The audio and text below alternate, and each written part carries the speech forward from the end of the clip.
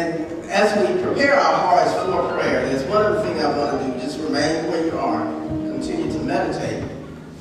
But I want us to understand, we just sang the song, He lives. Amen? Amen. We serve a risen Savior. Amen. We serve a God who is all-powerful. We serve a God who answers prayer. And as we are kneeling and meditating, I'm going to ask Gary, because many of us recall that we were praying for my brother Gary's sister-in-law, for Brenda Stewart's sister, who had had an aneurysm and who was given up essentially by the doctors.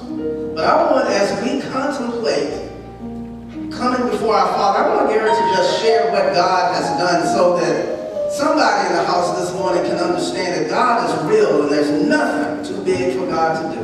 Gary, share what God has done for me.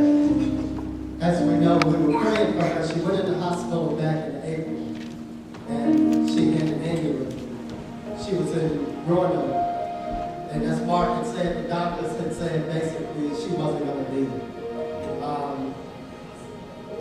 How old is Becky? Becky is 41.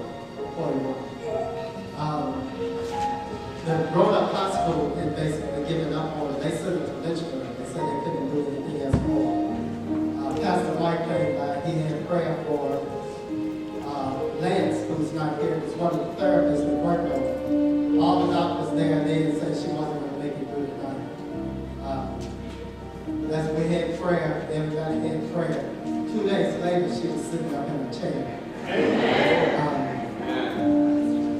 The doctors said then they didn't understand what happened. About 2 weeks later, she was actually taught. And we got the news yesterday that they were removing the trach. God is good at you.